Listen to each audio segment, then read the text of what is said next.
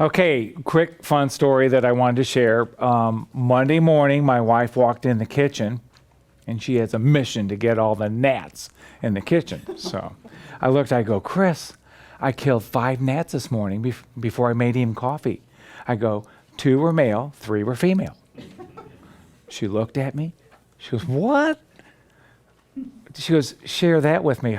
How do you know the 2 were male and 3 were female? Well, I go, Chris, that beer can I left out on the counter last night, 2 of the males were on that and 3 of the females were on the phone. Okay, what can you say? How happy are your customers and your business? Okay.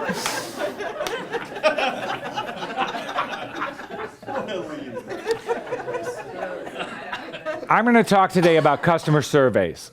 They're very important, and depending upon the type of business, product, or service that you have, customer service inquiries are worth their weight in gold. Well, one disappointed customer is going to tell 14 other people how upset they are. So you want to be aware of that. Happy customers are promoters. They are key to repeat business and referrals. Mark just talked about referrals. A happy customer can be a great referral for you. 80% of your business is done by 20% of your customers, so you want to make sure that 20% is happy. You want to make sure you ask good questions. I'm going to talk about that a little bit. Good, honest feedback from customers is gold. If you find out that your answering on the phone time is hard when someone calls into your business and it takes over 2 minutes for the person to pick up the phone or something like that, you need to know about that so you can make changes. That's what customer surveys are all about. They help build loyalty and brand to strengthen your brand. Surveys can be done via an email, on the website, or you can use telemarketing to actually talk to people.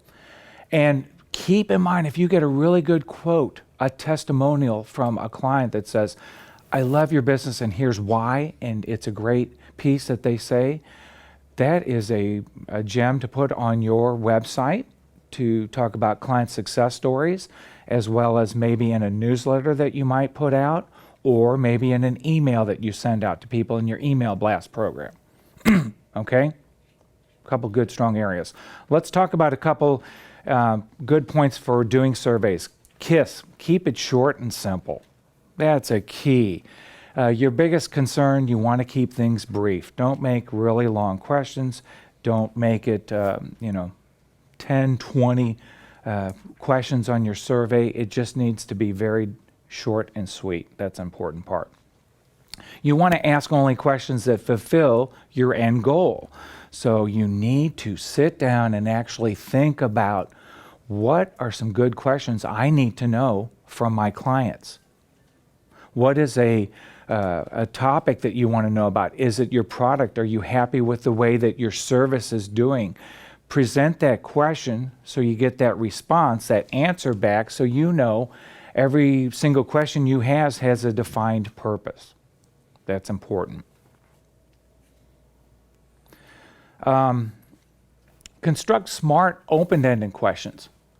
Multiple choice and scales are very popular, but get something where they might start out with a simple question and then you move them down the line to finish up with a little bit more in-depth questions. But they should be smart, open-ended questions. Strategy is to really, commit to a question to keep it simple and keep it short, like we said earlier. Ask a question one at a time. Sometimes we've been hit with, you'll start, how did you land on our site? Did you understand what our product did as soon as you hit the page? Why or why not? It's a lot of things going on at first. So start very simple and short, maybe with a yes or no question, and then you can build on top of that. But if you want quality responses, you need to give people time to think through the question. Sometimes making rating scales is really a great way to do it, but make sure they're consistent.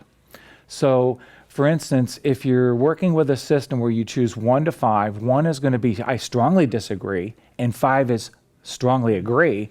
Don't change it up later in the program to have number 1 now is assigned to most important and number 5 is least important. It confuses people. So keep it consistent with your rating scales. Very, very important.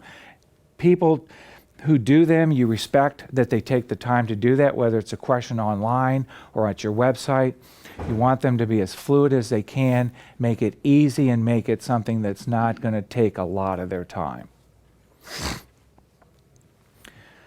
You want to avoid leading and loaded questions. I did some research. SurveyMonkey is one of the top survey companies, huge across the industry and huge across the United States for doing surveys. This is a huge industry to query people about all kinds of things. I'm sure every one of us has taken some calls at home right now for the political questions that you're getting. Isn't it fun? I can't wait till the election's over in November. We'll get all through that. It'll be great. But for instance, one of the questions that they show that they might have had up that is not a great question is this one here. We recently upgraded SurveyMonkey's features to become a first-class tool. What are your thoughts on the new site? A better neutral question would be to just say simply, what do you think of the recent SurveyMonkey upgrades? Keep it easy. Don't get too involved. So don't mislead and give a real punch-leading question. 7, it's great to make use of yes and no questions. They are very powerful. And I think a good way to start out the survey, especially on the phone or in an email that you might send a client with 10 questions, start out with some simple yes and no questions. Are you happy with our services? Yes or no. Are you happy with the hours we provide for you? Yes or no. And then you might ask another question, yes and no, and then you might say, if you had a choice for a longer hours, would you rather see our hours go till 6 o'clock or 7 o'clock? Give them some choices, have them decide, pick the one they want. But yes and no questions can be pretty powerful. Timing is important, especially if you're working with like an online survey that you might send out from your company or an email blast. SurveyMonkey found some of the best days to work surveys are Mondays or early in the week. People are coming back from a rested weekend of vacation, or maybe not. And then Friday and Sundays later in the week. They kind of got through their week.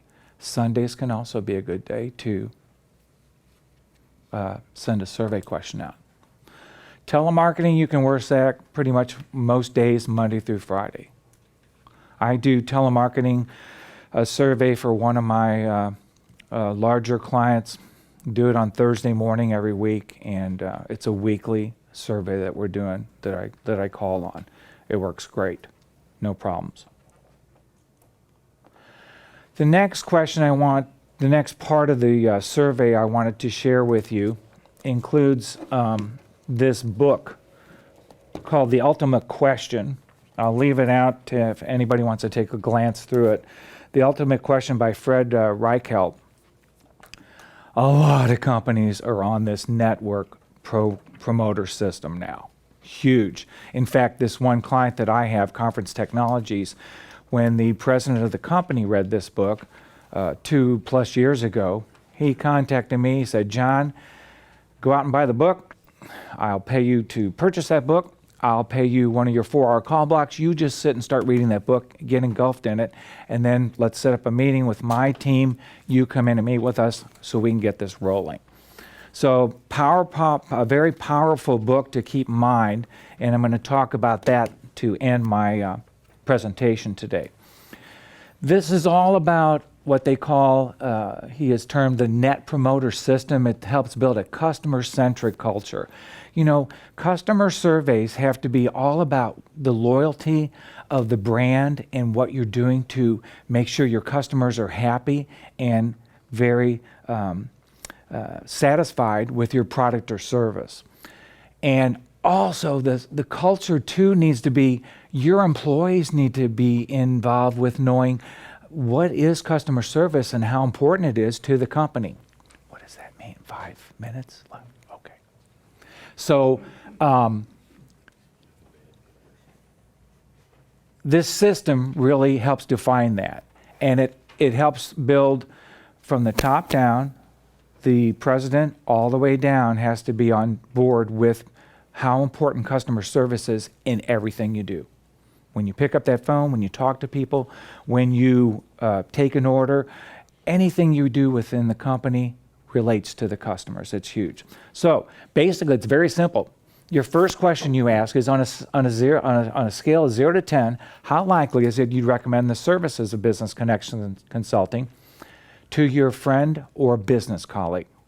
They will give you a number, 0 to 10.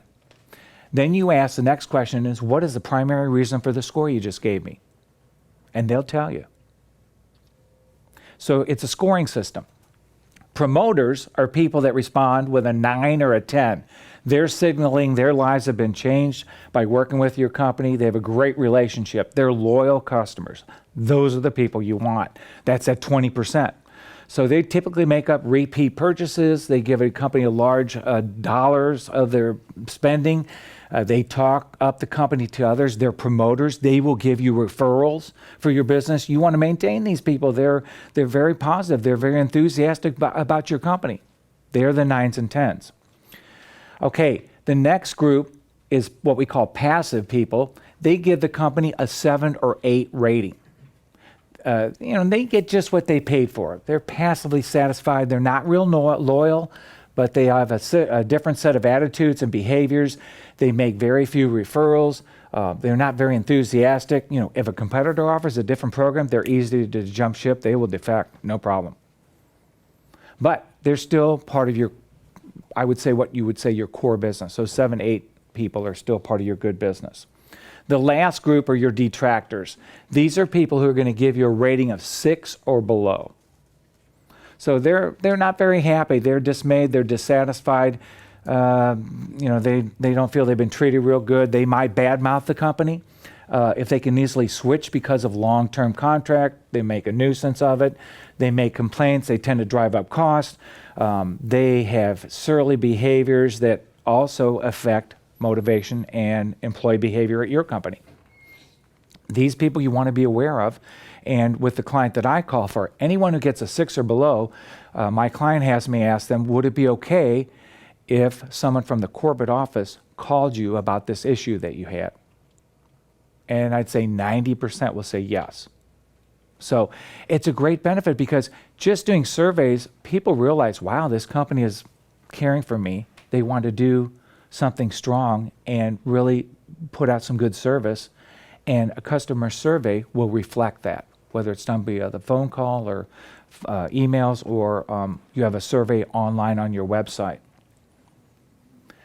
So any questions to start out?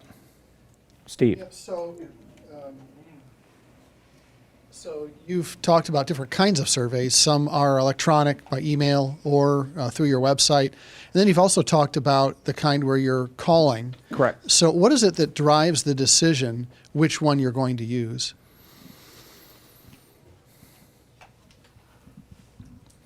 Probably it would just depend upon your company, the size of your company. I really see the biggest value for companies that are doing phone surveys. They're a little bit bigger size, mid-sized to large companies are going to get a value impact. And what I read in the book, enterprise leasing, you name it, the top companies that are in that book have worked this system, and they hire companies to telemarket to do it because it's a little bit more of a personal end. When I call for my client, I always introduce myself as John Eyres with BC Consulting. We're a market survey company. Calling today for my client is Conference Technologies. So I'm a third party doing the customer survey. They tend to open up and be a little bit more honest and give you their issues or their high marks. Dale. John, how do you assure that the questions you're asking are relevant? I've seen situations where companies have collected data and they were trying to fix things that really, later on, they found weren't really relevant to the buying decision at all. So that's how important it is to really construct really good questions. Probably need a team of people within the company. When you're looking to do and start a survey, you need to sit down and think what is our end goals to come up with from this survey? What do we find out? What do we want to find out? And if it's not working with the information you want to gather, then you should probably, close some of that down, create a new, different set of questions. It's real important the questions that you ask. Or you can do a simple program like the Net Promoter System. It's geared to, the 2 questions you ask, but you get still good information. Also, if you do ask questions and then at the end of your survey, you might have one question that says, is there anything, as we close down the survey, is there anything you'd like to share, good or bad, positive or negative comment, to share with the company that could help us improve on our programs to our customers? John, do you have a time frame you want the survey to last to? I mean, people's attention span will only be so much. So, yeah, that's why if you keep your survey short, 5 questions that you're emailing out, that's great. I've done phone call questions at 5 questions, maybe 7. That's it on the phone. I could see, and I've done some survey questions that are as many as 10, but they're the short and sweet ones. Yes and no, or on a rating scale of 1 to 5. Simple stuff. You read it, you mark the number, bang, you go to the next question. 10 questions, you're done. It's over. Tom. John, you mentioned the process of reaching back somebody from the corporate office who is rated as a detractor. Do you see a trend? Do you have any data that suggests that those detractors, when contacted and addressed, become supporters and promoters? They will move up, yes. The book talks about that. By doing this system, you're making contact with them. You're working to solve and resolve a resolution with them of an issue they had with your company. So it takes them, yes, from detractors maybe up to the passive to the loyal customers, and it does help. It's all about, I think, just being caring and sharing and saying, hey, I want to, be a better company with our product and service and serve you better. That's what surveys are all about. And then you've got to make the needed resolutions to make adjustments so that people aren't on the phone so long. Or when a technician says he's going to be there at 11 o'clock, he doesn't show up till 2 o'clock, he should at least call. They learn those types of things in surveys. Andy? Do you have, as far as open-ended questions and numerical, 1 to 10, is there You can shut that off. is there something, you use one kind more in emails than you do in actual live surveys, or how do you choose questions and what's the best in each? Again, I think it just depends upon the size of your company. If you want to do a simple 5-question survey that you send out to people in an email, try it and see how it works. Maybe you might have an email blast letter or a newsletter. In your electronic newsletter, say, we'd love to have you take this 5-question simple survey. It will take less than 2 minutes, and see the response you get. If not, maybe move to doing it by phone, where it's a little bit more personal touch. Great, I'm out of time. Thanks for your time today.